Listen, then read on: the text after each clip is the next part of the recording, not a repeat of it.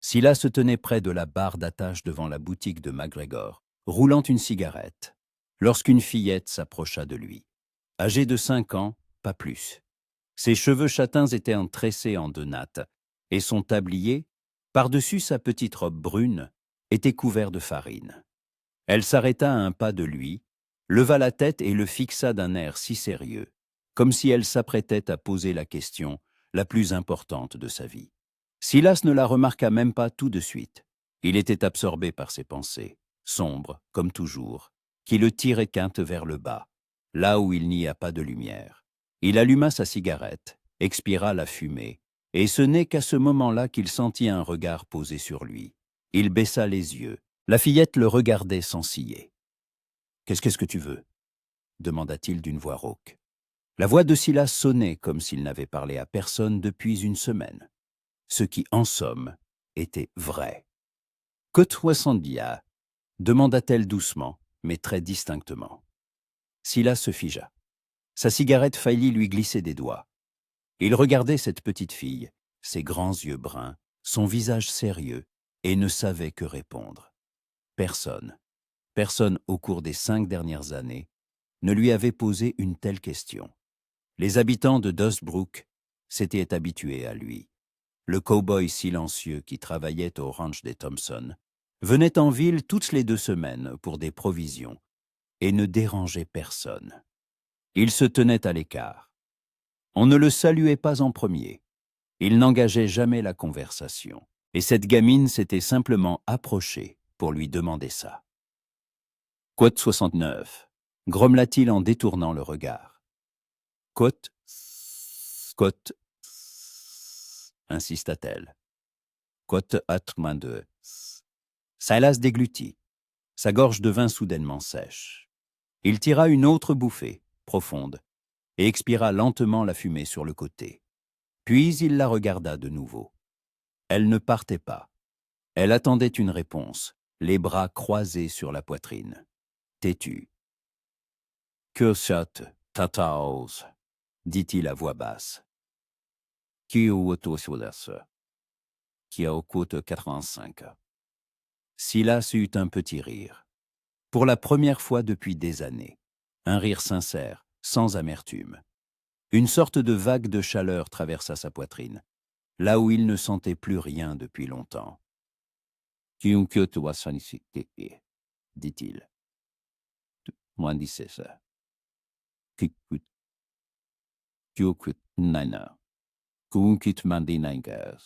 Il secoua la tête.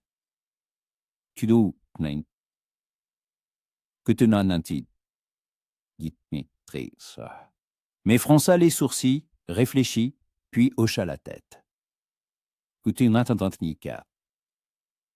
Elle fit demi-tour et courut vers la boutique où sa mère l'attendait. Silas la suivit du regard, fuma sa cigarette jusqu'au bout et jeta le mégot dans la boue. Puis il monta en selle et retourna au ranch. Tout le long du chemin, il pensa à cette fillette, à la façon dont elle l'avait regardé, sans peur, sans jugement, simplement en le regardant et en posant des questions. Il avait 32 ans et avait depuis longtemps oublié ce que c'était que quelqu'un s'approche de vous sans raison, que l'on s'intéresse à vous, que l'on n'ait pas peur de vous. Claire pétrissait la pâte lorsque May entra en courant dans la maison. Les joues de sa fille étaient rouges de sa course. Ses yeux brillaient. Côte 15. Claire leva la tête et secoua la farine de ses mains. Cotonné, non côte 7. Claire fronça les sourcils. Elle savait qui était Silas. Un homme grand, aux cheveux décolorés par le soleil, toujours vêtu d'une veste en cuir usée et avec un revolver à la ceinture. Il travaillait pour les Thompson, silencieux, distant. Elle l'avait vu plusieurs fois en venant en ville chercher de la farine et du bois. Il ne la regardait jamais. Il ne regardait personne. Il passait comme un fantôme. « Qu'as-tu dit Claire sévèrement. « Que t'en as-tu, Maeve ?» Claire soupira. May était trop gentille, trop ouverte. Elle ne comprenait pas que dans ce monde, il y a des gens dont il faut se méfier, que tous les hommes ne sont pas sans danger, que la confiance est un luxe qu'elle seule ne pouvait pas se permettre. Promets-moi que tu ne l'approcheras plus. Pourquoi ? parce que je te le demande. May fit la moue, mais hocha la tête. Claire retourna à sa patte, mais ses pensées étaient ailleurs. Elle imaginait ce Silas, se souvenait de sa silhouette, de son visage impassible, de son regard vide. Ce genre d'homme est dangereux. Ils ne disent rien, mais à l'intérieur, il peut y avoir n'importe quoi. De la colère, de la rage, de la cruauté. Elle ne permettrait pas à May de lui parler. Elle ne permettrait à personne de s'approcher de sa fille. Une semaine passa, Silas revint à Dustbrook. Il livra la marchandise de Thompson, récupéra l'argent, acheta du tabac et du café. Il s'apprêtait à repartir quand il revit la fillette. Elle se tenait devant la boulangerie, un panier rempli de pains à la main. Elle le regardait en souriant. Silas arrêta son cheval. Il descendit, s'approcha d'elle lentement sans se presser. May leva la tête. « Bonjour, monsieur Silas. »« Bonjour, May. Tu es encore triste. » Il y eut un petit rire, toujours triste. « Tu veux une brioche? Maman en a fait plein aujourd'hui, à la cannelle. » Il secoua la tête, mais May en avait déjà sorti une, et la lui tendait. Silas la regarda, puis regarda la brioche. Il la prit. Ses pieds et doigts, rudes et calleux, étaient habitués aux rênes et aux fusils, tandis que la brioche était chaude et moelleuse. « Merci, » dit-il doucement. « De rien. Tu manges des pommes? »« Oui. »« Alors je demanderai à maman de nous acheter des pommes, et je t'en donnerai aussi. » Silas ne savait que répondre. Il se contentait de regarder cette petite fille, son sourire sincère, et sentait quelque chose remuer en lui. Quelque chose de vieux, d'oublié. Quelque chose qui ressemblait à de la chaleur. « Coute-moi touilleur, » dit-il. « Coute-moi touilleur. Coutille. Coute-moi sterling, coute-bête, coutille. » Silas hocha la tête. Il remonta en selle, fit tourner son cheval et s'éloigna. En chemin, il mangea la brioche. Elle était vraiment délicieuse. À la cannelle et à quelque chose d'autre, de sucré. Il n'avait rien mangé de fête maison depuis des années. Seulement du biscuit, des haricots, du café. Et cette brioche était comme un rappel qu'une autre vie existait quelque part. Une vie chaleureuse, confortable, inaccessible. Claire l'apprit le soir même. May lui raconta qu'elle avait donné une brioche à Monsieur Silas. Claire pâlit. Cote-moi 900 cote au vin. Cote au vin, dit que Claire serra les poings. Elle sentait la panique monter en elle. Cette peur qu'elle portait chaque jour. La peur que quelqu'un fasse du mal à sa fille. Que quelqu'un lui prenne la seule chose qu'elle possédait. Coton 123. May baissa les yeux. Côte 124. Mais Claire savait que sa fille ne l'écouterait pas. May était têtue. Et trop gentille. Comme elle-même l'avait été autrefois. Avant que la vie ne lui apprenne que la gentillesse est une faiblesse. 2 semaines s'écoulèrent. Silas revint à Dustbrook. Cette fois, il avait apporté des pommes. 3. Rouges et mûres. Il les avait achetées qu'à un marchand sur le marché. Il ne savait pas pourquoi. Il les avait juste achetées. Il arriva près de la boulangerie. May était là, assise sur les marches, balançant ses jambes. En le voyant, elle se leva d'un bond. Côte 125. Il hocha la tête, descendit de cheval, sortit les pommes de sa sacoche. Côte 126. Mais laissa échapper un cri de surprise. Côte 127. Côte 128. Elle prit les pommes à 2 mains, les serra contre sa poitrine comme un trésor. Côte 129. Silas voulut dire que les pommes étaient pour elle, pas pour sa mère, mais May avait déjà filé à l'intérieur. Il resta près de la barre d'attache, ne sachant que faire. Partir, attendre. Pourquoi attendre? Mais il attendit. 1 minute plus tard, la porte s'ouvrit. Une femme sortit. Silas comprit immédiatement que c'était la mère de May. Elle se ressemblait. Les mêmes yeux bruns, les mêmes cheveux châtains, sauf que ceux de la femme étaient rassemblés en un chignon bas. Elle portait une simple robe grise, sans aucun bijou, mais quelque chose émanait d'elle. De la dignité, de la fatigue et de la prudence. Elle s'arrêta sur le seuil, les pommes à la main. Elle le regardait attentivement l'étudiant. Silas soutint son regard. « Vous êtes Silas, dit-elle. Ce n'était pas une question, mais une constatation. Coton 131, coton 32. Il hocha la tête. Coton 131, coton 34. Claire pinça les lèvres. Coton 35. Silas ne dit rien. Il comprenait où elle voulait en venir. Elle voulait qu'il se tienne à distance. C'est ce qu'il pensait aussi. Mais pour une raison quelconque, il n'y arrivait pas. Coton 36, dit-il doucement. Coton 37, coton 67. Ils se regardèrent en tour longuement. Claire fut la première à détourner les yeux. Silas fronça les sourcils. Claire ne répondit pas. Elle fit demi-tour et rentra, refermant la porte derrière elle. Silas resta planté là. Il sentait que cette maison cachait quelque chose. Une douleur, la même que la sienne. Peut-être même plus grande. Il monta en selle et repartit. Mais cette fois, il ne pensait pas au passé. Il pensait à la femme ça aux yeux fatigués et à la petite fille qui n'avait pas peur des hommes tristes. Cette nuit-là, Claire ne put dormir. Allongée dans son lit, elle écoutait la respiration de May dans la chambre voisine et pensait à Silas. Il ne lui ressemblait pas à cet homme-là. Le regard de Silas était différent. Vide, mais pas méchant.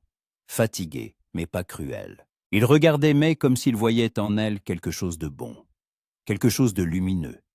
Mais Claire ne pouvait pas se permettre de faire confiance. Elle ne pouvait pas se permettre de croire qu'il existait des hommes bons, parce qu'une fois, elle y avait cru, et elle l'avait payé très cher.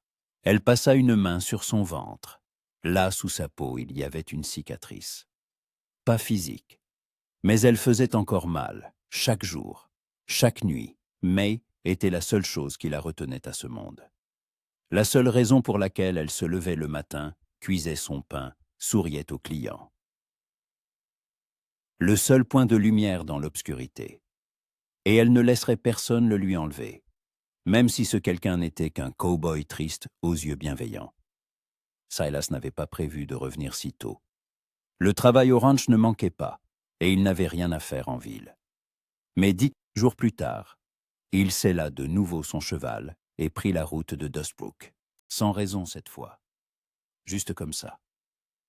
Il avançait lentement, le long du lit d'un ruisseau asséché, dépassant des buissons d'armoises et de rares arbres. Le vent agitait les pans de sa veste, chassant les virevoltants sur la route. Le ciel était couvert de nuages gris, promettant de la pluie pour le soir. L'air sentait l'humidité et l'herbe. Silas inspira cette odeur et comprit qu'il s'était menti à lui-même. Il savait très bien pourquoi il venait. En arrivant en ville, il se dirigea directement vers la boulangerie. Il attacha son cheval, jeta un coup d'œil autour de lui. May n'était pas dehors. Il attendit un peu, fuma, ne sachant que faire. Entrer, ce serait étrange. Repartir, tout à aussi stupide. La porte de la boulangerie s'ouvrit et Claire apparut sur le seuil. Elle portait un sac de farine, lourd, à en juger par la tension de ses bras. Silas s'avança, sans réfléchir. Côte, tiens 3. Elle sursauta, se retourna. En le voyant, elle fronça les sourcils. Il tendit les mains et prit le sac avant qu'elle ne puisse protester. Claire pinça les lèvres mais ne dit rien. Elle fit simplement demi-tour et retourna dans la boulangerie. Silas la suivit. À l'intérieur, une odeur de levure et de pâte sucrée flottait dans l'air. Dans un coin se trouvait un grand four d'où émanait une forte chaleur. Sur la table, des morceaux de pâte étalés, à côté des moules à pain, des plaques de cuisson, des bols de garniture. Tout était propre, ordonné, mais on voyait que le travail était intense ici, chaque jour, sans repos. Côte 147 ouest, dit Claire en désignant un coin près du four. Silas porta le sac et le déposa par terre. Il se redressa, s'essuya les mains sur son pantalon. Claire se tenait près de la table, sans le regarder, pétrissant la pâte. Ses mains bougeaient avec assurance, avec force.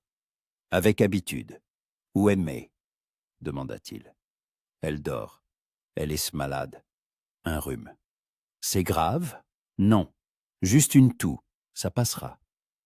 Silas hocha la tête. Il resta là encore un moment. Claire continuait de pétrir la pâte, sans lui prêter attention, ou en faisant semblant. « Je peux aider pour autre chose ?» demanda-t-il. Elle leva les yeux, le regarda longuement, d'un air évaluateur. Puis elle baissa de nouveau le regard. « Que ton toi, que ton syndic que t'annonce ?» Silas eut un petit rire. Elle était directe. Il aimait ça. La plupart des gens disaient une chose et en pensaient une autre. Elle disait ce qu'elle pensait. « Je voulais prendre des nouvelles de May, » avoua-t-il. « Pourquoi ?»« Je ne sais pas. » Claire s'arrêta de pétrir, s'essuya les mains sur son tablier. Elle s'approcha de lui, s'arrêta à 2 pas, les bras croisés sur la poitrine. Elle portait une robe vert foncé, simple, avec des traces de farine sur le bas. Ses cheveux s'étaient défaits de leur chignon. Quelques mèches tombaient sur son visage. Elle avait l'air fatiguée, mais belle. Silas venait seulement de le remarquer. « Écoutez, » dit-elle doucement mais fermement, « je ne sais pas ce que vous voulez à ma fille, mais... » « Je ne veux rien, » l'interrompit-il. « Que 1962, que 1963. » Silas se tut. Il ne savait que répondre, parce qu'il ne comprenait pas lui-même. Il sentait juste qu'il le devait, qu'il y avait ici quelque chose à ne pas manquer. Une petite fille qui n'avait pas peur de lui. Une femme qui le regardait avec méfiance, mais pas avec mépris. « Côte au sang ?» dit-il enfin. Claire tressaillit. Quelque chose passa dans ses yeux. De la compréhension? De la pitié? Il ne pouvait le dire. « Côte 65 » dit-elle à voix basse. « Côte 66 » Elle ne termina pas sa phrase. Une toux se fit entendre de la pièce voisine. May. Claire se tourna aussitôt et se dirigea vers la porte. Silas resta immobile. 1 minute plus tard, Claire revint. « Côte 167 » « Côte 168 » Claire hésita, puis elle hocha la tête. « Côte 169 » Il la suivit dans une petite chambre. Il y avait un lit étroit, sur lequel était assise May, émitouflée dans une couverture. Ses joues étaient rouges, ses yeux brillaient de fièvre. En voyant Silas, elle sourit. « Que te Il s'accroupit près du lit pour être à sa hauteur. « Ça va bientôt passer. Il faut boire beaucoup d'eau et se reposer. » « C'est que maman dit aussi? Tu es docteur. »« Non, je le sais, c'est tout. » Mais tout ça, puis le regarda sérieusement. « Tu m'as apporté des pommes? La prochaine fois, je le ferai. Promis. D'accord, j'attendrai. » Claire se tenait sur le seuil, les observant. Silas sentait son regard sur lui. Il se leva, fit un signe de tête à May. « Repose-toi bien. Reviens. Je reviendrai. » Il sortit de la chambre, Claire referma la porte derrière lui. Ils se tenaient dans la boulangerie. Le silence entre eux était lourd. Finalement, Claire parla. « Vous êtes bon avec elle, je le vois. Mais je ne peux toujours pas vous faire confiance. Je comprends. Vraiment? Oui. Je ne me ferai pas confiance non plus. » Claire se détendit légèrement. Elle s'assit sur une chaise près de la table, passa une main lasse sur son visage. Silas resta debout, ne sachant s'il devait partir ou rester. « Vous pourriez me demander pourquoi ?» dit-elle doucement, sans le regarder. « Ce ne sont pas mes affaires. Mais ça vous intéresse ?» « Oui. » Elle leva la tête, le regarda. Dans ses yeux, il y avait de la douleur, ancienne, profonde, la même que la sienne. « May est née après que j'ai été... » Elle hésita. « Après qu'un homme m'a tout pris. Je ne voulais pas d'elle. J'ai pensé m'en débarrasser. Mais je n'ai pas pu. Elle était innocente. Elle n'était pas responsable de ce qui s'était passé. » Silas resta immobile. Tout se contracta en lui. Il comprenait, maintenant. Il comprenait cette prudence, cette peur, ce mur qu'elle avait construit autour d'elle et de sa fille. « Je suis désolé, » dit-il d'une voix rauque. Claire se leva, s'approcha de lui, s'arrêta tout près. Silas pouvait voir chaque ridule au coin de ses yeux, chaque tache de rousseur sur son nez. Elle était petite. Il devait baisser la tête pour la regarder dans les yeux. Kotagimanset. Silas déglutit. Il voulait dire qu'il ne lui ferait aucun mal, qu'il n'était pas comme cet homme. Mais les mots restèrent coincés dans sa gorge, parce qu'il savait que les promesses ne valaient rien. Seuls les actes comptaient.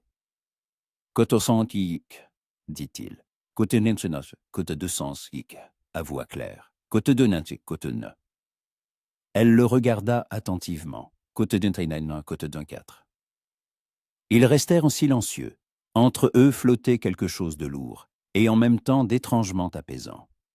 Deux personnes blessées par la vie, ne faisant confiance à personne, mais qui, pour une raison quelconque, se tenaient là, l'un à côté de l'autre, sans fuir. « Je dois travailler, » dit enfin Claire. « Le pain ne va pas se faire tout seul. Je peux rester, aider. Vous savez faire le pain? Non, mais je peux porter des sacs, couper du bois, réparer ce qui est cassé. » Claire hésita. Puis elle hocha la tête. « Il faut du bois, la pile est derrière la maison. » Silas sortit, trouva une hache et se mit au travail. Il coupait le bois d'un geste régulier, méthodique, laissant son corps faire un travail familier et sa tête réfléchir. Il pensait à Claire, à ce qu'elle avait enduré, à la façon dont elle avait réussi à survivre, à élever un enfant, à monter une affaire. Seule, sans aide. Cela demandait une force incroyable. Il coupa du bois pendant 1 heure, peut-être plus. Il l'empila soigneusement, en rentra une partie dans la maison. Claire travaillait près du four, sans lui prêter attention, ou en faisant de nouveaux semblants. Il ne voulut pas la déranger, laissa simplement le bois près de l'entrée et sortit. Il monta en selle, s'apprêtant à partir, mais la porte de la boulangerie s'ouvrit. Claire sortit, tenant un paquet enveloppé dans un tissu. « Prenez. Du pain. Pour votre travail. » Silas prit le paquet. Il était chaud. « Merci. » Et aussi. Claire marqua une pause. « Revenez dans 1 semaine. May sera contente de vous voir. » Il hocha la tête, ne faisant pas confiance à sa voix. Il fit tourner son cheval et s'éloigna. Sur le chemin du retour au ranch, il mangea le pain. Il était incroyablement bon. Moelleux, parfumé, avec une croûte légèrement croustillante. Silas mangeait et réalisait qu'il ne s'était pas senti aussi vivant depuis longtemps. Comme si quelque chose s'était réveillé en lui, quelque chose qu'il croyait mort. 1 semaine plus tard, il revint.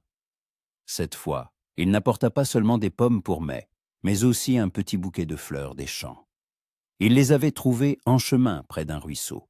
Bleues et jaunes, simples mais jolies. Il n'était pas sûr que ce soit une bonne idée. Peut-être que Claire penserait qu'il dépassait les bornes. Mais il les cueillit et les apporta quand même. May était guérie et de nouveau assise sur les marches de la boulangerie. En voyant Silas, elle se leva d'un bond et courut vers lui. « Tu es venu! Tu avais promis et tu es venu!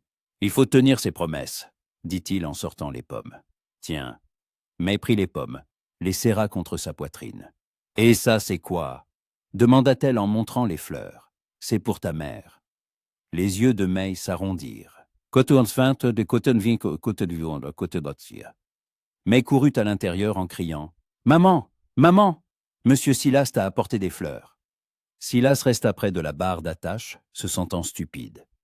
Peut-être n'aurait-il pas dû. C'était peut-être une erreur. Mais il était trop tard. Claire sortit.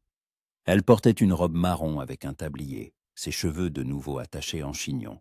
Elle regarda le bouquet dans les mains de May avec surprise. « Côte de 25. » Silas hocha la tête. « Côte de 26. » Claire prit lentement les fleurs des mains de sa fille. Elle les approcha de son visage, en respira le parfum. Quand elle releva la tête, il y avait quelque chose de nouveau dans ses yeux, quelque chose de doux. « Que t'en vincer, côte de 23 dit, marmonna-t-il. « Côte de 25. Côte de 34. » Mais sautillait à côté d'eux en riant. « Maman, on peut les mettre dans un vase, sur la table. »« Bien sûr, mon trésor, va chercher un vase. » mais courut à l'intérieur. Claire et Silas restèrent seuls. Elle tenait les fleurs et les regardait comme si elle ne croyait pas qu'elles étaient enterrées elles. « Pourquoi faites-vous ça » demanda-t-elle doucement. « Je ne sais pas. Vous ne savez souvent pas. » « Oui. » Elle leva les yeux, le regarda. Cette fois, sans méfiance. Simplement en le regardant, en l'étudiant. C'était plus qu'un compliment. C'était une reconnaissance. Silas sentit quelque chose s'épanouir en lui. Lentement, prudemment, comme ces fleurs des champs sous le soleil de printemps. « Côte 240 » demanda Claire. « Côte 240. Côte 240. » Il entra dans la maison, mais avait déjà mis les fleurs dans un simple vase en argile sur la table. Elles apportaient une touche de couleur sur fond de mur gris et de meubles simples. Elle apporta une assiette de biscuits. Ils étaient tordus, certains brûlés, d'autres pas assez cuits. « Goûte, monsieur Silas. » Il prit un biscuit, croqua dedans. Il était dur et trop salé, mais il sourit. « C'est délicieux. »« Vraiment ? Vraiment. La prochaine fois, ce sera encore meilleur. » Mais rayonnait de bonheur. Claire les regardait et un léger sourire jouait sur ses lèvres. Le premier sourire que Silas voyait sur son visage. Et à ce moment-là, il comprit. Il comprit qu'il était en train de tomber amoureux. Lentement, prudemment, contre sa volonté. Amoureux d'une femme à l'âme meurtrie et aux yeux fatigués. D'une femme qui cuisait son pain chaque jour et élevait sa fille seule. D'une femme dont il ne serait jamais digne. Mais les sentiments ne demandent pas la permission. Ils viennent, c'est tout, et ils restent. Même quand on sait qu'on n'a aucune chance. Silas se mit à venir chaque semaine. Au début, il trouvait des prétextes. Apporter du bois, réparer une porte qui grinçait, remplacer une charnière cassée sur le portail. Puis il cessa de se justifier. Il venait, tout simplement. Claire ne demandait plus pourquoi. Elle acceptait sa présence en silence, avec une gratitude prudente. Mais s'épanouissait. Elle l'attendait chaque samedi, assise sur les marches, guettant sa silhouette familière à cheval. Quand il apparaissait, elle courait à sa rencontre et, en agitant les bras. Silas lui apportait toujours quelque chose. Des pommes, des noix. Une fois un jouet en bois qu'il avait sculpté lui-même. Un cheval. Mais elle appela vint et ne le lâcha plus de la journée. Mais avec Claire, c'était plus compliqué. Elle gardait ses distances. Lui parlait poliment, mais avec détachement. Le remerciait pour son aide, lui offrait du pain et du café, mais ne restait jamais longtemps à ses côtés. Elle trouvait toujours quelque chose à faire. Pétrir la pâte, vérifier le four, balayer la farine. Silas comprenait qu'elle avait peur. Peur de se rapprocher, peur de ressentir. Il ne la pressait pas. Il était simplement là. Octobre amena avec lui des vents froids et les premières gelées. Un jour, Silas arriva plus tôt que d'habitude et trouva Claire dans la cour arrière. Elle essayait de fendre du bois. Elle maniait la chose, maintenant la hache maladroitement, manquant sa cible. La bûche roulait sur le côté. Elle la remettait en place, levait de nouveau la hache. Ses bras tremblaient de fatigue. Silas s'approcha doucement, lui prit la hache des mains. « Je vais le faire. » Claire sursauta, ne s'attendant pas à le voir. Ses joues étaient rouges de froid et d'effort, ses cheveux en désordre. Elle avait l'air épuisée. « Côte 4 Côte 49. » Elle hocha la tête, s'écarta. Silas enleva sa veste, l'accrocha à la clôture et se mit au travail. La hache dans ses mains bougeait avec précision, chaque coup fendant la bûche en deux. Il travaillait en silence, avec rythme. Claire se tenait à côté, observant. Puis elle s'assit sur les marches du porche, enlaçant ses genoux. « Je ne sais pas demander de l'aide, » dit-elle soudain. Silas ne s'arrêta pas, continuant de fendre le bois. Silas se figea. Il laissa tomber la hache, se tourna vers elle. Claire le regardait sérieusement, sans sourire. « Côte dans ses mains, dit-il doucement. Côte 256. Côte 97. Côte 258.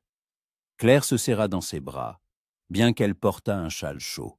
« Je ne peux pas me permettre d'avoir mal. J'aimais. Elle dépend de moi. Si je m'effondre, qui s'occupera d'elle ?» Silas s'approcha du porche, s'accroupit près d'elle. Leurs visages se retrouvèrent au même niveau. Il voyait dans ses yeux la peur se battre contre autre chose. Quelque chose qui ressemblait à de l'espoir.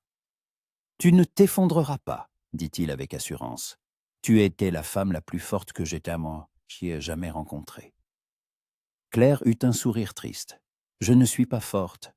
Je n'ai juste pas eu le choix. » La force, ce n'est pas d'avoir le choix. La force, c'est de continuer à vivre quand on n'a pas le choix. Et ils se regardèrent longuement. Silas sentait l'air entre eux s'épaissir, se charger de non-dits. Il voulait toucher sa main, mais n'osa pas. Trop tôt, trop vite. Claire fut la première à détourner le regard. Côte 264, côte 265. Ils entrèrent dans la maison. May était assise à table, penchée sur une feuille de papier. Elle dessinait au fusain. En voyant Silas, elle s'illumina. « Monsieur Silas, regarde ce que j'ai dessiné !» Il s'approcha, regarda. Sur le dessin, il y avait 3 silhouettes. Un homme grand, une femme plus petite et une fillette entre eux. Ils se tenaient par la main. « Côte 67 armes, expliqua May. Côte 268. Silas sentit quelque chose se serrer dans sa poitrine. Il jeta un coup d'œil à Claire. Elle regardait le dessin, le visage figé. Puis elle se détourna rapidement, se dirigea vers le four. « C'est très joli, » dit Silas à May. « Vraiment ? Tu peux le prendre ? Merci, je l'accrocherai dans ma chambre. » May frappa dans ses mains de joie. Claire restait silencieuse, s'affairant près du four. Silas voyait la tension dans ses épaules. Il comprenait que le dessin de May l'avait touché, parce que c'était une fantaisie, un rêve, ce qui ne pouvait pas être. Le soir, Silas s'apprêtait à partir. May dormait déjà, Claire le raccompagnait jusqu'à la barre d'attache. Ils se tenaient dans l'obscurité, éclairés seulement par la lumière de la fenêtre de la boulangerie. Il faisait froid, leur souffle se transformait en vapeur. « Côte 272, » dit Claire doucement. Côte 271, côte 2, côte 6, côte 1. Silas se tourna vers elle. Côte 5, côte 6, côte 6. Claire secoua la tête. Côte quoi donc Silas se tut. Elle avait raison. Toute sa vie, il avait fui les attaches. Après avoir perdu sa famille, il avait décidé de ne plus jamais laisser personne s'approcher. C'était plus facile de vivre seul, moins douloureux. Mais maintenant, debout à côté de cette femme, il comprenait que tout changeait, qu'il voulait rester, être là, même si cela devait faire mal. « Je ne veux pas lui faire de mal, » dit-il sincèrement, « ni à vous. Alors partez, maintenant, avant qu'il ne soit trop tard. Il est déjà trop tard. » Claire leva la tête, le regarda. La lumière de la fenêtre se reflétait dans ses yeux. « Que voulez-vous dire ?» Silas fit un pas vers elle. Ils étaient si proches qu'il sentait la chaleur de son corps dans l'air froid. « Je ne peux pas partir, parce que je pense à vous chaque jour, parce que je me réveille en comptant les jours jusqu'à samedi, parce que je vous vois dans mes rêves. » Claire se figea. Sa respiration s'accéléra. Côte droite, côte droite, côte droite, côte niaise, côte droite, côte droite. Ils restèrent dans le silence. Le vent bruissait dans les branches nues des arbres. Un chien aboyait au loin. Claire serra les poings, comme si elle luttait contre elle-même. « Côte tata » avoua-t-elle enfin. « Côte quartier, côte tomo, côte tonce, côte tonsos, côte nix. » Claire ferma les yeux, inspira profondément. Quand elle les rouvrit, il y avait de la détermination dans son regard. « Côte toise, côte troite. » Silas hocha la tête. « Côte toise, côte toise. » Côte droite, Claire le regarda longuement, l'étudiant. Puis elle tendit lentement la main, posant sa paume sur sa poitrine, par-dessus sa chemise. Silas se figea, n'osant bouger. Sa main était petite, chaude. Elle la laissa là quelques secondes, sentant les battements de son cœur. Puis elle la retira. Côte transe, côte transias. Il monta en selle et partit. Tout le long du chemin du retour, il sentit la chaleur de sa main sur sa poitrine. C'était plus qu'un baiser. C'était de la confiance. Petite, prudente, mais réelle. Novembre arriva avec les pluies. Les routes devinrent boueuses. Le travail au ranch diminua. Thompson renvoya une partie des ouvriers car pour l'hiver, mais garda Silas. Il était fiable, silencieux, travaillait sans se plaindre. Silas en était reconnaissant. Il avait besoin d'argent pour acheter des cadeaux à May et des provisions pour Claire. Il commença à venir 2 fois par semaine, le mercredi et le samedi.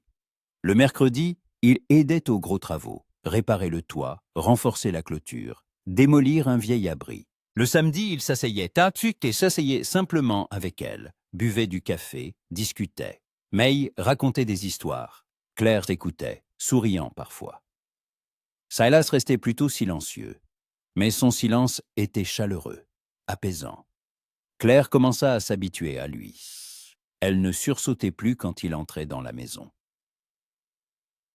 Elle se mit à lui demander comment ça allait au ranch s'il n'avait pas froid dans sa baraque. Un jour, elle lui offrit une nouvelle écharpe, épaisse, en laine, grise.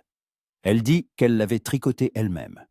Silas la porta tous les jours, même quand il ne faisait pas très froid. Un soir, alors que May dormait déjà, ils étaient assis tous les deux près du four. Claire raccommodait des vêtements, Silas réparait une chaise cassée. Ils travaillaient en silence, mais c'était un silence confortable. Un silence qui n'oppresse pas, mais qui apaise. « Parlez-moi de votre famille », demanda soudain Claire. Silas se figea. Il ne s'attendait pas à cette question. Personne ne l'interrogeait sur son passé. Personne ne voulait savoir. « Pourquoi ? Je veux comprendre qui vous êtes. » Il posa son marteau, s'adossa à sa chaise. Il resta longtemps silencieux, cherchant ses mots. « Côte 3 das. » Claire arrêta de coudre, l'écoutant attentivement. Que s'est-il passé? Une attaque de Comanches. Nous les attendions, nous nous étions préparés. Mais ils étaient trop nombreux. J'ai essayé de protéger ma famille. J'ai tiré jusqu'à ne plus avoir de munitions. Puis je me suis battu à main nue. Mais je n'ai pas été assez rapide. Ils ont tué Anne en premier. Puis Thomas. Il n'avait que 3 ans. La voix de Silas était neutre, mais ses mains se serrèrent en empoing. Claire posa doucement sa main sur la sienne. Il tressaillit au contact, mais ne la retira pas. « Je suis vraiment désolée, » murmura-t-elle. « Moi aussi, chaque jour. » Combien d'années ont passé? 9, mais j'ai l'impression que c'était hier. Claire serra sa main plus fort. La douleur ne disparaît pas. On apprend simplement à vivre avec. Oui. Ils restèrent assis en silence, se tenant la main. 2 personnes qui avaient tout perdu. 2 personnes qui s'étaient trouvées dans ce coin perdu. Ce n'était pas une romance de livre. C'était brut, honnête, douloureux, mais réel. « Côte 3 19 as, » dit Claire doucement. « Côte 3 ça. » Elle ne retira pas sa main. Ils restèrent ainsi jusqu'à ce que le feu dans le four commence à s'éteindre. Puis Claire se leva, s'approcha de lui et, de façon inattendue, le serra dans ses bras. Simplement, posant sa tête sur son épaule. Silas se figea de surprise, puis l'enlaça prudemment en retour. Elle était petite, fragile dans ses bras, mais forte, incroyablement forte. Ils restèrent ainsi longtemps, sans un mot. Et dans ce silence, il y avait plus que dans n'importe quel mot. Quand Claire s'écarta, des larmes brillaient sur ses joues.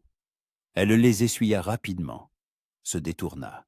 « Côte tuano, côté doigt. » Il partit, mais cette fois, il ne sentit pas le vide.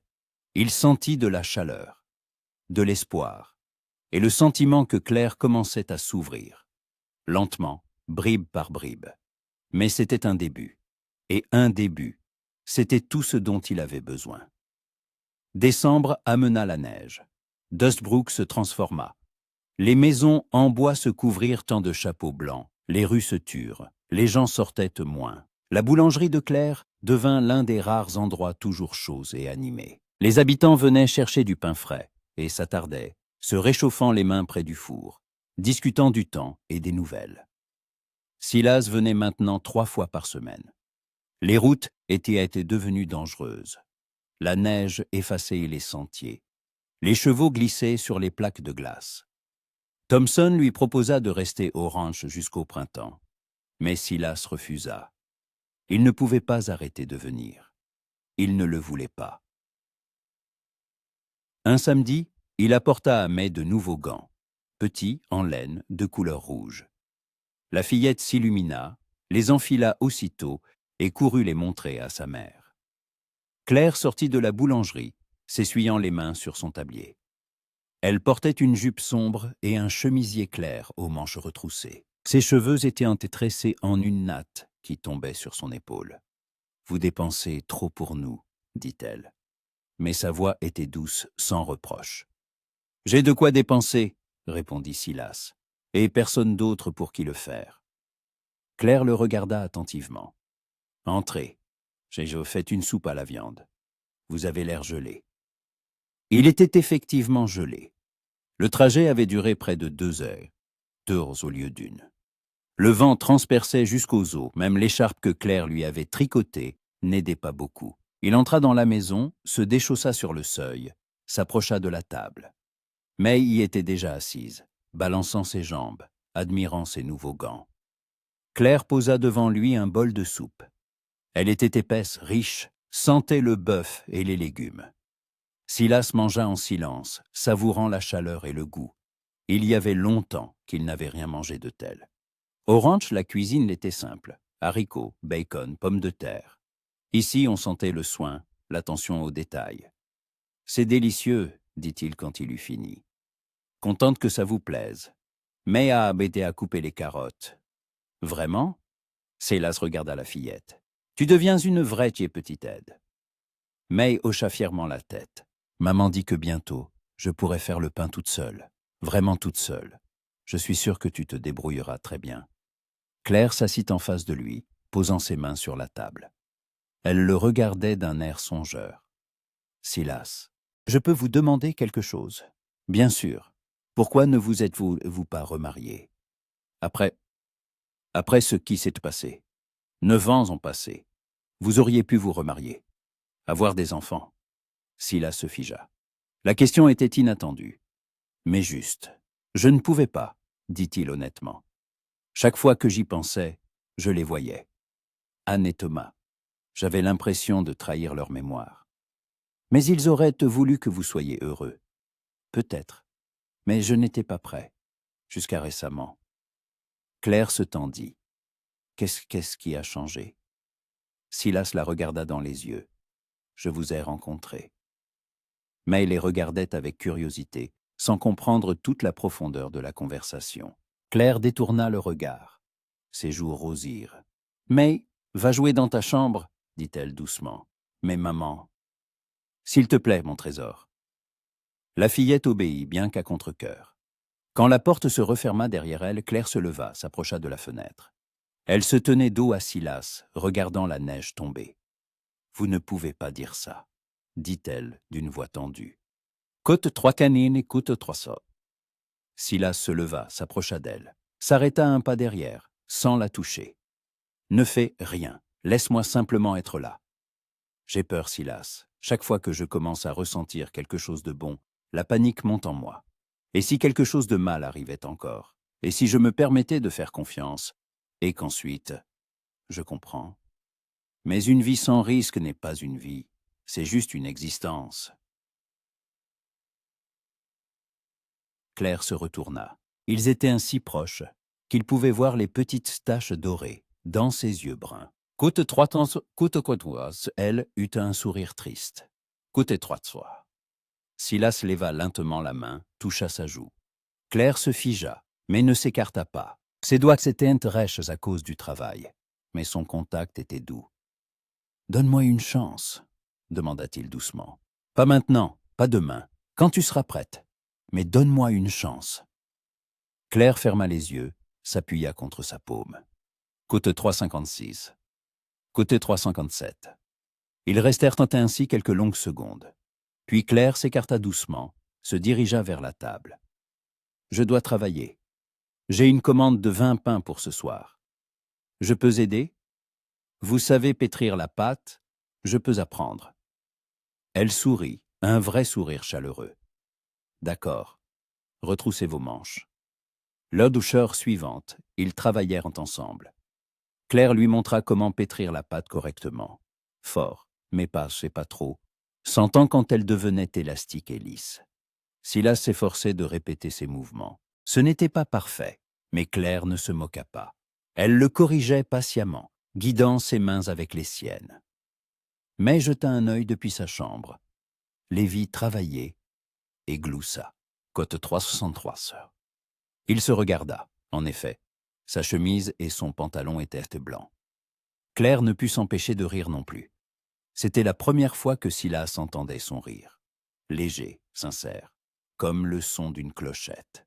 « Vous vous moquez de moi » grogna-t-il, mais il souriait.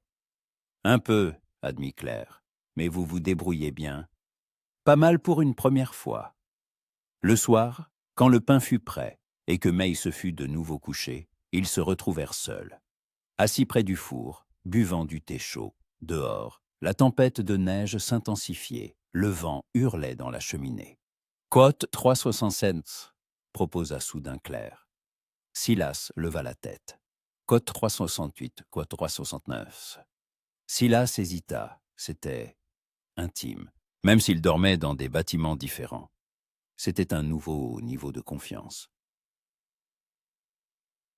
« Tu es sûr ? » ?»« Oui. Et puis, demain, il faudra déblayer la neige. Vous m'aiderez le matin et vous partirez ensuite. » Il hocha la tête. « D'accord, merci. » Claire lui montra la grange. Il y avait effectivement une petite pièce, avec un lit étroit, une table et une chaise. Simple, mais propre.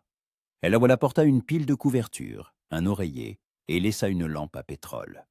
« Si vous avez besoin de quelque chose, la maison est juste à côté. » « C'est parfait.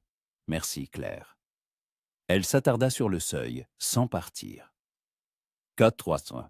Côte 300, côte 6, côte 7. » Claire sourit, hocha la tête et partit. Silas s'allongea sur le lit, se couvrit. Il faisait froid, mais il ne gelait pas. À l'intérieur, il avait chaud. Il pensait à Claire, à son rire, à la façon dont elle s'était appuyée contre sa main. De petits pas, mais ils avançaient. Le matin les accueillit avec un soleil éclatant et de hautes congères. Silas se réveilla tôt, sortit de la grange et commença à déblayer le chemin menant à la maison. Il travaillait vite, la pelle bougeant avec rythme. Quand Claire sortit, le chemin était déjà presque dégagé. « Vous n'avez pas dormi de la nuit ?» demanda-t-elle, surprise. « Si, je me suis juste levé tôt. » Elle lui apporta le petit déjeuner, du porridge chaud avec du miel et du café. Ils mangèrent sur le porche, regardant la ville enneigée. C'était calme, paisible. De la fumée s'élevaient des cheminées. Des enfants criaient, quelque part, heureux de la neige. « C'est beau, » dit Silas. « Oui. L'hiver donne même à Dostbrook des allures de conte de fées. »« Tu aimes cet endroit ?» Claire réfléchit. « Je ne sais pas. J'y ai trouvé la sécurité. Les gens me laissent tranquille, ne posent pas de questions.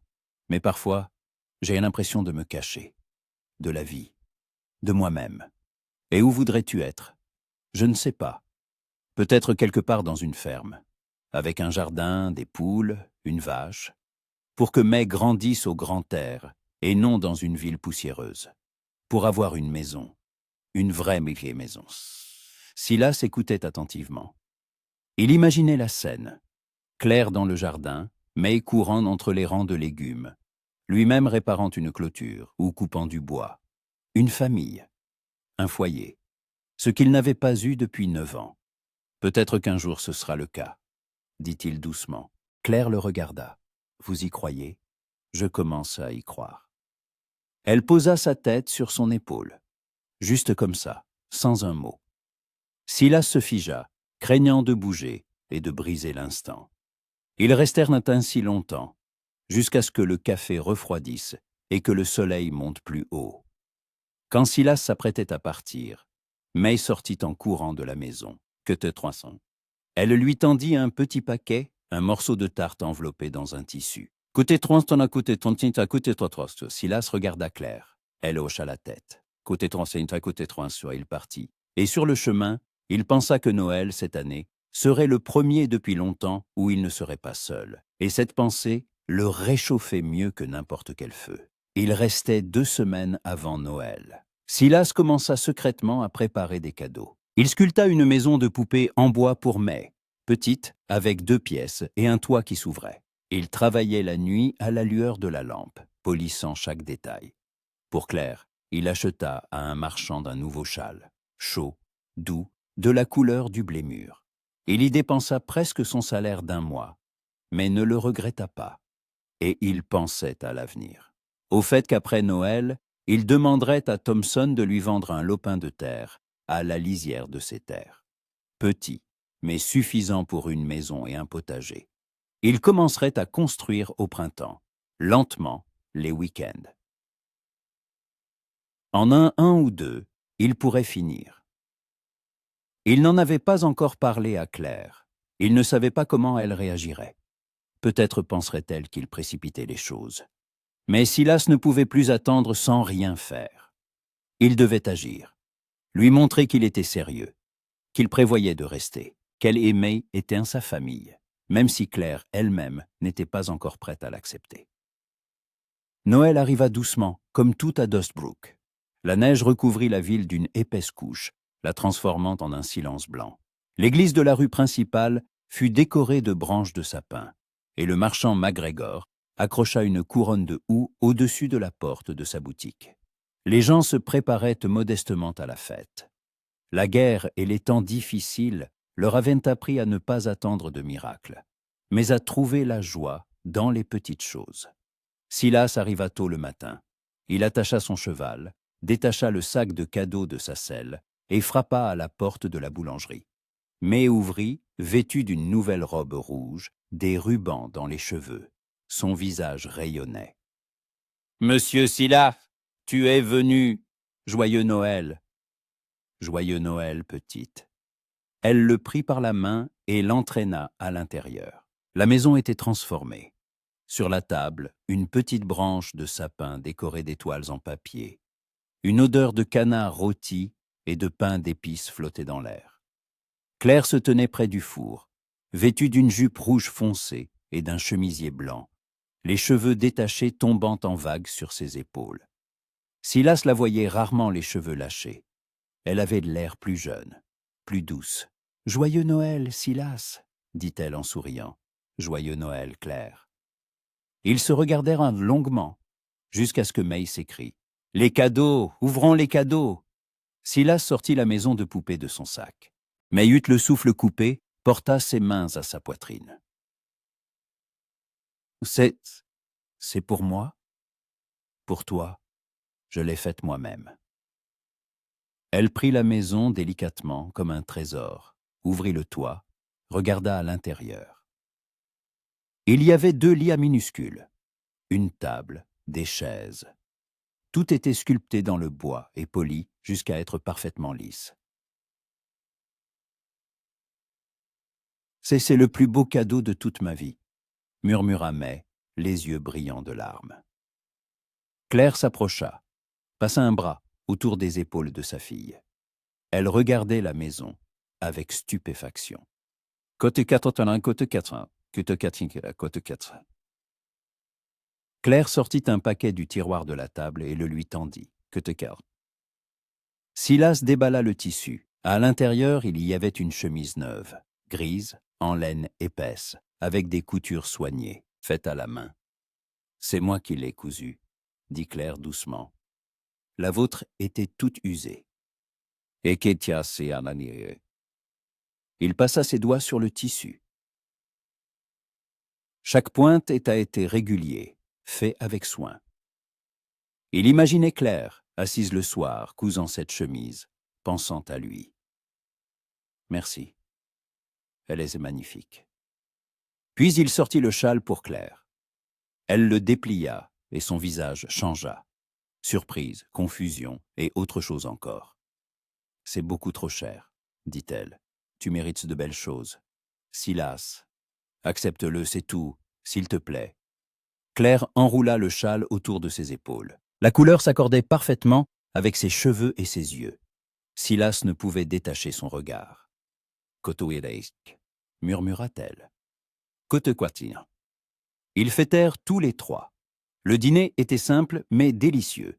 Canard, pommes de terre au four, légumes, tartes aux pommes en dessert. Ils mangèrent lentement, discutèrent, rirent.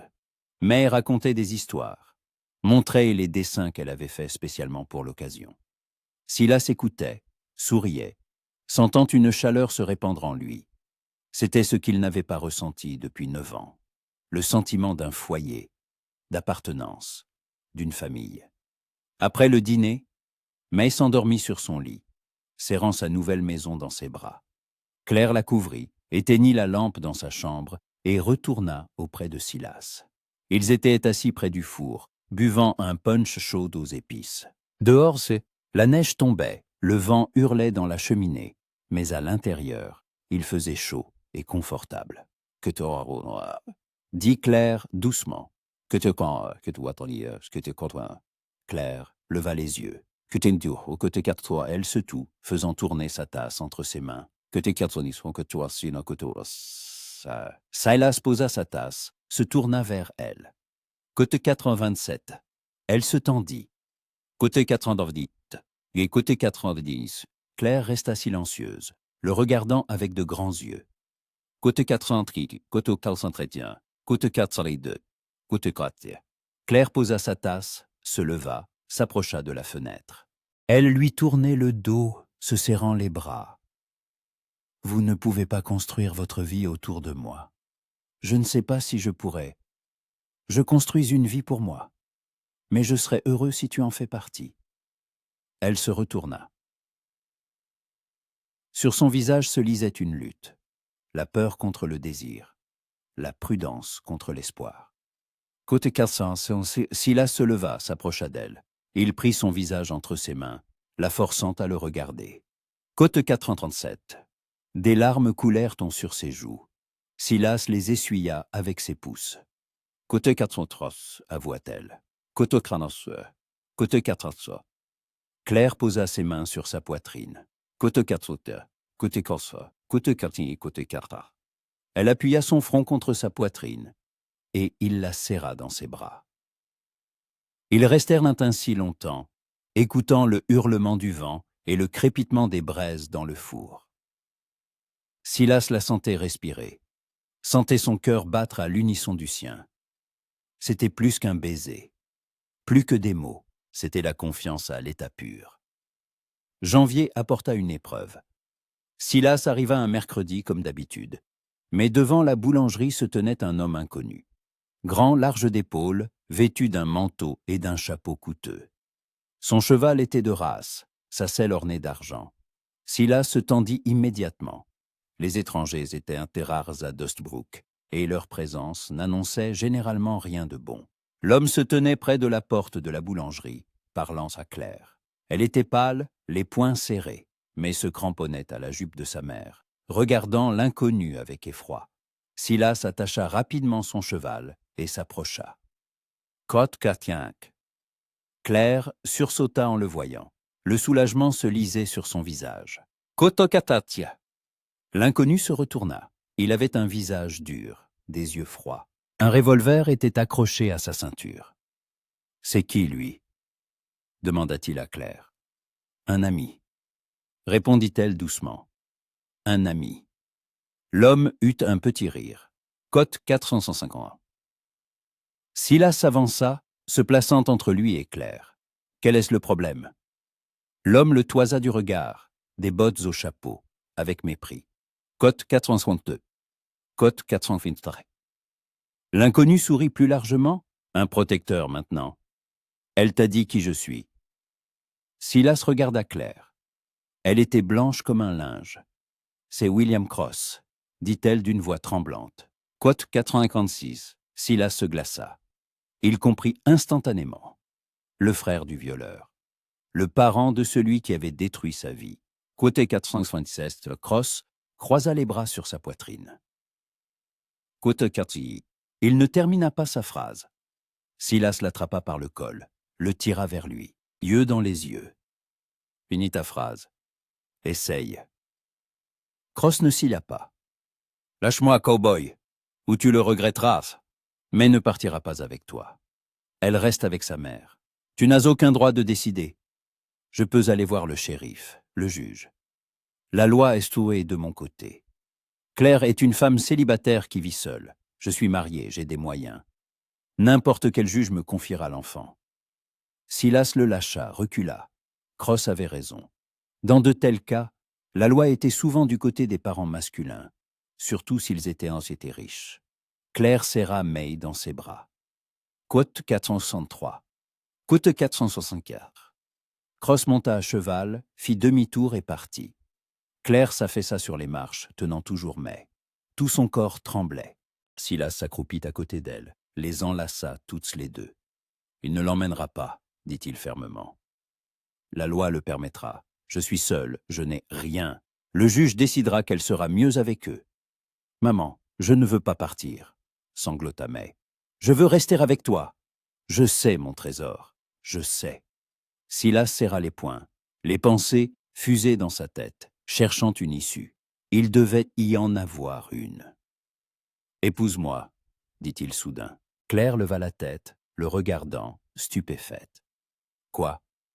Épouse-moi. Maintenant, cette semaine. Si tu es marié, si May a un père, Cross ne pourra pas l'emmener. La loi sera de notre côté. Claire secoua la tête. Ce n'est pas une raison pour se marier. C'est la meilleure des raisons. Protéger ta fille. Et ensuite, il pourra y avoir plus, avec le temps. Silas, je ne peux pas vous faire ça, ce n'est pas juste. Pourquoi ce n'est pas juste? C'est ce que je veux. Je veux être ton mari, le père de May. Je pensais juste que nous aurions plus de temps. Mais s'il faut le faire maintenant, je suis prêt. Claire le regarda longuement. Des larmes coulèrent sur ses joues. Vous êtes sûr? Absolument. Mais je ne vous aime ou n'aime pas? Pas encore. Je ne sais pas si je le pourrai un jour. Silas prit sa main. Tu apprendras. Ou pas. Mais nous serons une famille, et personne ne t'enlèvera May. May les regardait tous les deux. Monsieur Silas va devenir mon papa, si ta mère est d'accord. La fillette se tourna vers sa mère. Maman, s'il te plaît, je veux qu'il soit mon papa. Claire ferma les yeux, et d'autres larmes coulèrent sur son visage. Puis, elle hocha la tête. Cotin 84. 3 jours plus tard, il se tenait devant le prêtre dans la petite église de Dustbrook. Thompson et sa femme étaient leurs témoins. Claire portait que la même robe rouge que pour Noël, Silas la chemise neuve qu'elle lui avait cousue, mais tenait un bouquet de branches d'hiver avec des baies rouges. La cérémonie fut brève. Le prêtre lut des prières, demanda leur consentement. Silas dit, Côte 85, fermement. Claire, doucement, mais clairement. Leurs alliances étaient simples, en argent, achetées le matin même chez le marchand. Quand le prêtre les déclara mari et femme, Silas se pencha et embrassa Claire, doucement, chastement, sur les lèvres. Elle se figea un instant, puis répondit au baiser. C'était leur premier baiser. Court, mais significatif. May applaudissait et riait. Ils sortirent de l'église tous les trois. Une famille, sur le papier et devant Dieu. Et les sentiments viendraient, ou pas, mais l'important, c'est qu'ils étaient ensemble. Et personne ne les séparerait. Les premiers jours après le mariage furent étranges. Silas aménagea dans la maison derrière la boulangerie, mais il dormait dans la petite pièce à côté de la cuisine, sur un lit étroit autrefois utilisé pour stocker les sacs de farine. Claire y avait insisté. Il leur fallait du temps pour s'habituer l'un à l'autre en tant que mari et femme. Silas n'objecta pas. Il comprenait qu'un mariage sur le papier était une chose, et une véritable intimité en était une autre. Il se levait avant l'aube, allumait le four, allait chercher de l'eau au puits. Il aidait Claire à pétrir la pâte pendant qu'elle préparait les garnitures. Ils travaillaient côte à côte, presque sans parler. Mais il n'y avait aucun malaise dans ce silence.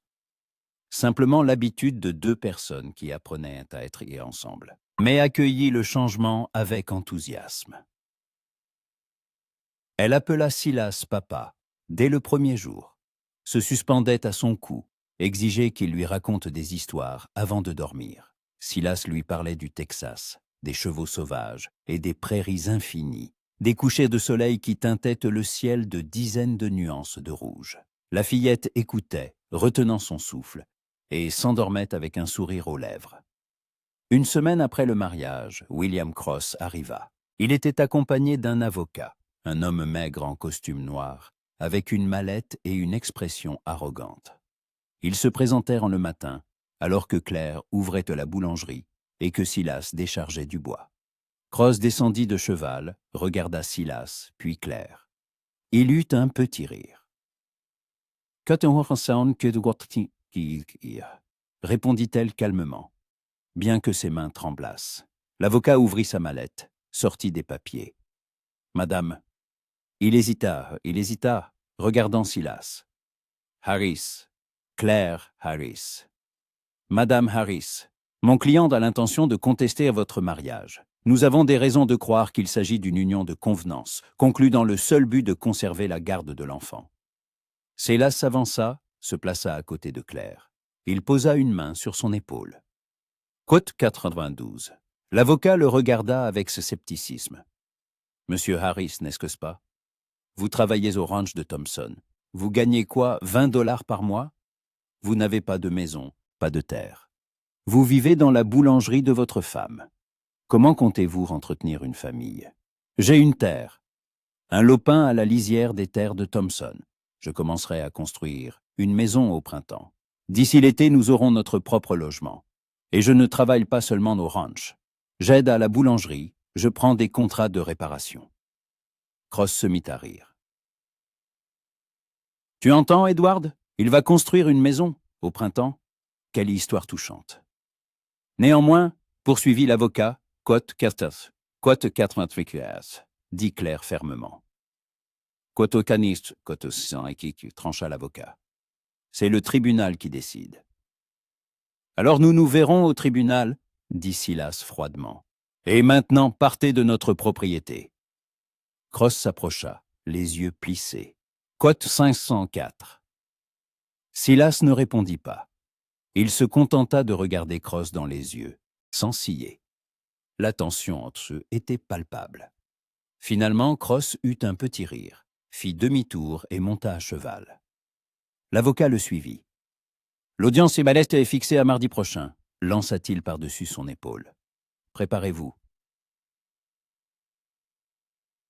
Quand ils furent partis, Claire s'assit sur les marches, le visage dans les mains. Côte 507. Silas s'assit à côté d'elle, la serra dans ses bras. Côte 509, côte 509, côte 510. Claire le regarda, les yeux brillants de larmes. Côte 511.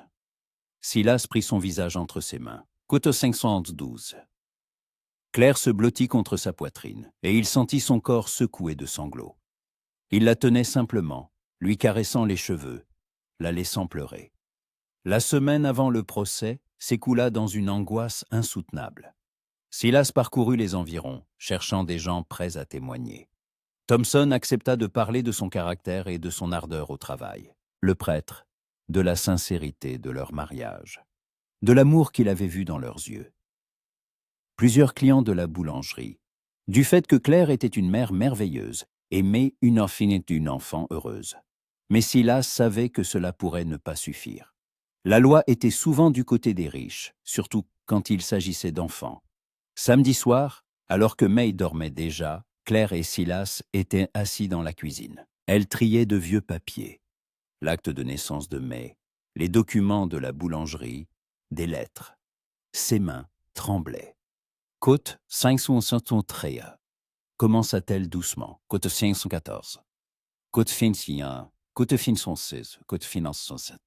Silas leva la tête, la regardant attentivement. Côte 508. Claire posa les papiers, se tourna vers lui. Côte 506. Et le cœur de Silas s'accéléra. Qu'est-ce que tu ressens exactement? Ceci. Claire se leva, s'approcha de lui, se plaça entre ses genoux, posa ses mains sur ses épaules. Que 21. Silas l'attira à lui, l'enlaçant par la taille. Que 122. Claire s'assit sur ses genoux, l'enlaça par le cou. Ils restèrent ainsi blottis l'un contre l'autre, écoutant le silence de la maison et les battements de leur cœur. « Quatoins » murmura-t-elle. Silas se pencha et l'embrassa, lentement, profondément, pas aussi chastement qu'à l'église. Claire répondit au baiser, ses doigts s'enfonçant dans ses cheveux. C'était un vrai baiser, plein de peur, d'espoir, d'un amour naissant. Quand ils se séparèrent, ils respiraient liants tous les deux difficilement. « Quoi qu'il arrive mardi, dit Silas, nous sommes ensemble. Tu comprends ? Je comprends. » Mardi arriva froid et clair. Ils se rendirent au tribunal du comté tous les trois, Silas, Claire et May. La fillette les tenait par la main, l'air effrayé. Claire portait sa plus belle robe, vert foncé, avec un col blanc, les cheveux sévèrement relevés. Silas avait enfilé son unique costume, acheté spécialement pour l'occasion. Cross était déjà dans la salle d'audience. À côté de lui était assise sa femme, une femme élégante en robe coûteuse, coiffée et parée de bijoux. Ils avaient l'air d'un couple modèle, riche, influent, respectable. Le juge entra, un homme âgé à la barbe grise et au visage sévère. Tout le monde se leva puis se rassit. L'audience commença. L'avocat de Cross parlait avec conviction. Il décrivait la situation financière de la famille, les opportunités qu'il pouvait offrir à l'enfant. Il montrait des documents, des certificats, des lettres de recommandation de personnes influentes. Puis ce fut au tour de Silas. Il n'avait pas d'avocat, alors il parla lui-même. Il raconta comment il vivait, comment il prenait soin de May, comment il l'aimait. Les témoins confirmèrent ses dires, Thompson, le prêtre, les voisins. Mais le juge écoutait avec scepticisme. Silas le voyait sur son visage. Finalement, le juge demanda à faire entrer la fillette, mais entra petite et défrayée. Le juge se pencha vers elle. « Mais je vais te poser quelques questions. Réponde honnêtement, d'accord ?» La fillette hocha la tête. « Veux-tu vivre avec monsieur et madame Cross? Ils ont une belle maison, beaucoup de jouets. Tu iras dans une bonne école. » May secoua la tête. « Non. Pourquoi? Parce que je veux vivre avec maman et papa. » « Avec papa? Tu veux dire monsieur Harris? » ?»« Oui, c'est mon papa maintenant. Il me donne des pommes, il sculpte des jouets, il me raconte des histoires. Il m'aime. » Le juge regarda Silas, puis de nouveau la fillette. « Et penses-tu que ta mère est heureuse avec lui? » May sourit. Oui, elle sourit maintenant. Avant qu'elle était toujours triste. Mais maintenant, elle sourit. Quand papa est là. Le juge s'adossa à son fauteuil, songeur. Il resta longtemps silencieux, puis il frappa de son marteau. Que 139. Claire sanglota, couvrant sa bouche de sa main. Silas la serra contre lui. May courut vers eux, et ils l'enlacèrent ensemble, un trio, une famille. Cross se leva, le visage rouge de colère. « C'est injuste. Je ferai appel de la décision. »« Vous pouvez essayer, » dit le juge froidement. « Mais je doute que l'instance supérieure modifie ma décision. L'enfant a clairement exprimé sa volonté. L'affaire est close. » Ils sortirent du tribunal, et pour la première fois depuis des jours, Claire se mit à rire. D'un rire vrai, libéré. May se mit à sauter, criant de joie. Silas souleva la fillette dans ses bras, la fit tourner. Les gens se retournaient, souriaient en voyant leur bonheur. Le soir, de retour à la maison, Claire prépara un dîner de fête. Ils mangèrent, discutèrent, rirent. May s'endormit à table, et Silas la porta au lit, la couvrit. Quand il revint, Claire se tenait près de la fenêtre. Elle regardait les étoiles. Silas s'approcha, l'enlaça par derrière. « À quoi tu penses? À ce qui s'est passé, au fait que nous avons gagné, au fait que nous avons maintenant un avenir. Oui, nous en avons un. » Claire se tourna dans ses bras, le regarda dans les yeux. « Silas, je veux que vous emménagiez dans ma chambre. Pas dans la chambre d'amis. dans la mienne. May et moi avons besoin d'un vrai foyer, d'une vraie famille. Je suis prête à essayer. Silas l'embrassa, longuement, tendrement. Côte 147. Côte 148. Le printemps arriva tôt. La neige fondit, les premières fleurs apparurent. Silas commença la construction de la maison sur son terrain. Il travaillait les week-ends. Parfois Thompson le laissait partir plus tôt. Claire venait avec May, apportait de la nourriture, s'asseyait dans l'herbe et regardait les murs de leur future maison s'élever. May courait partout, cueillait des fleurs, chantait des chansons.